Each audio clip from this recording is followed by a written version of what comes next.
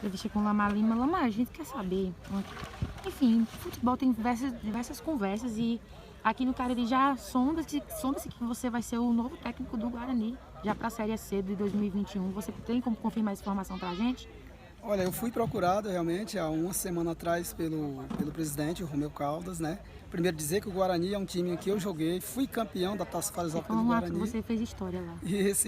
Graças a Deus, ganhei um apelido carinhoso também, como Príncipe Rubro Negro. Tive um acesso pelo Guarani. Quando fui procurado, fiquei muito feliz.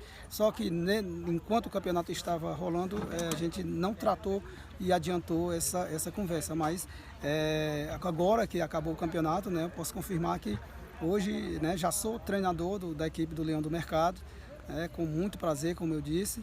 Agora é a gente dar uma relaxada 1 ou 2 dias e nessa semana já ter uma reunião com a diretoria do Guarani para que a gente possa já montar o time para a disputa da Série C do Campeonato Cearense. Então você retorna ao futebol caririense, você que é daqui do Cariri. Agora, né, encerrando a minha participação, né, pelo o Tiradentes, muito feliz de ter feito uma grande segunda divisão. E agora voltando ao Leão do Mercado, como eu disse, é um clube que eu tenho um carinho enorme, né? Fui muito feliz no Leão do Mercado e agora voltando como treinador e vou me doar muito, vou trabalhar muito para colocar o Guarani na segunda divisão, que é um time de tradição, um time de camisa e merece estar na Série A do Campeonato Cearense. Então vamos nos dedicar bastante para que a gente possa dar essa alegria novamente à torcida do Leão do Mercado.